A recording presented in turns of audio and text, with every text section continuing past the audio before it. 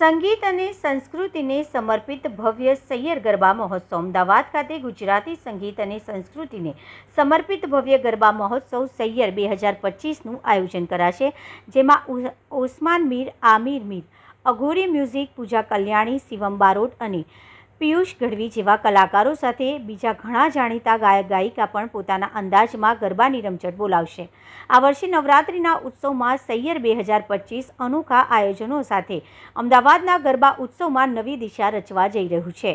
ગરબા અને મંડળી ગરબા સાથે પરંપરાને આધુનિક ઢબમાં રજૂ કરતી આ ભવ્ય ઇવેન્ટ દરેક ઉંમરના લોકો માટે નવરાત્રિને એક યાદગાર અનુભૂતિમાં પરિવર્તિત કરશે।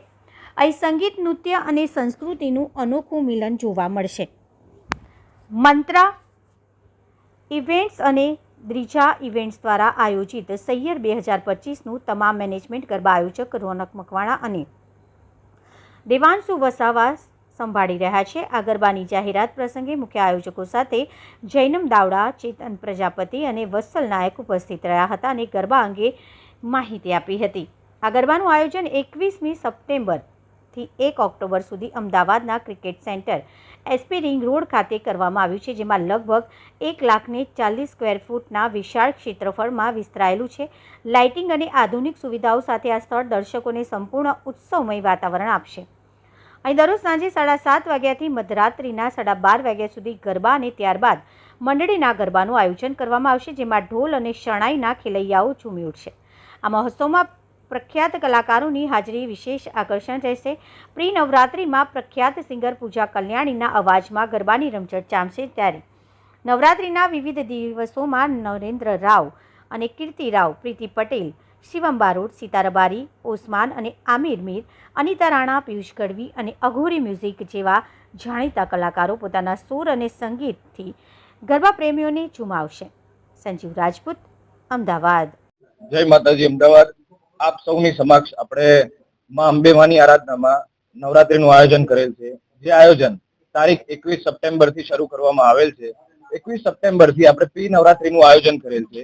જે પ્રી નવરાત્રીમાં પૂજા કલ્યાણી જેવા સુપ્રસિદ્ધ સિંગર આપણા ત્યાં ઉપસ્થિત રહેશે। અનેક પોલિટિશિયનોને પણ આપણે આગમન લીધેલ છે। એના સિવાય આપણે આગામી દિવસો માટે ઓસમાન મીર, આમિર મીર, પિયુષ ગઢવી, બ્રિજ શાહ જેવા અનેક સુપ્રસિદ્ધ કલાકારોને ઇન્વાઇટ કરેલ છે, અને જે આપણે ખેલૈયાઓને ગરબા અને તાલે ફૂલ મોજ કરવા માટે ઉપસ્થિત રહેશે। જેની સાથે આપણે પાર્કિંગની સુવિધાઓ પણ આપેલ છે, જેમાં વેલે પાર્કિંગ પણ આપણે સુવિધાઓ આપવાનું વિચારી રહ્યા છીએ, જે એકદમ નવો કોન્સેપ્ટ છે। તેની સાથે ફૂડ ઝોન પણ આપીશું। તેની સાથે દરેક ફાયર એનઓસીની દરેક સુવિધાઓ ઉપલબ્ધ કરીશું। એના સિવાય દરેક ખેલૈયાઓને આનંદ રહે અને તે શાંતિથી ગરબા રમી શકે તેની માટે ફિમેલ બાઉન્સર, મેલ બાઉન્સર, ગનમેન તેવી દરેક સુવિધાઓ આપણે આપીશું। તેના સાથે આપણે દરેક પરમિશનો લઈશું અને તે સાથે આપણે એમ્બ્યુલન્સની બી સુવિધાઓ આપીશું। અગર કોઈ બી ખેલૈયાઓને જાનહાનિ કે કોઈ પણ પ્રકારની અસુવિધા, અપલોપથી કે કઈ બી ત્યાં સર્જાય તો તે આપણે મેનેજમેન્ટ આપણું ત્યાં સાચવી શકે તેની સંપૂર્ણપણે સુવિધાઓ આપણે આપેલ છે ત્યાં। તે મંત્રા ઇવેન્ટ આ બધી જ ફેસિલિટી પૂરી પાડે છે।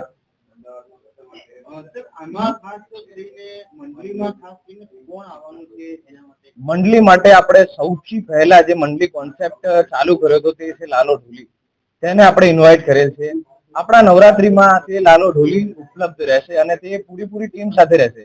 મોસ્ટલી દરેક મંડળીમાં એવું છે કે ભાઈ દરેક આર્ટિસ્ટ મંડળીને ટીમ જ બોલાવે છે ખાલી, પણ આપણા મંડળી અને સૈયર નવરાત્રી 2025માં અલગ એ છે કે આપણે સુપ્રસિદ્ધ કલાકાર ઓસમાન મીર, આમિર મીર, પૂજા કલ્યાણી જેવા અનેક સુપ્રસિદ્ધ સિંગરો સાથે મંડળી રાખેલ છે। ફાઉન્ડર ઓફ મંત્રા ઇવેન્ટ આ વખતે અમે સૈયર 2025 કરીને ગરબા ઇવેન્ટ લઈને આવ્યા છીએ, જેમાં અમે ગામથી થીમનો યુઝ કરીશું। સૈયર 2025 કરીને ગરબાનું આયોજન કર્યું છે, જેમાં અમારા ત્યાં આર્ટિસ્ટમાં ઓસમાન મીર, આમિર મીર, અઘોરી મ્યુઝિક, પિયુષ ગઢવી, શિવમ બારોટ તથા પ્રી નવરાત્રીનું પણ આયોજન કરેલ છે, જેમાં પૂજા કલ્યાણી ઉપસ્થિત રહેવાના છે।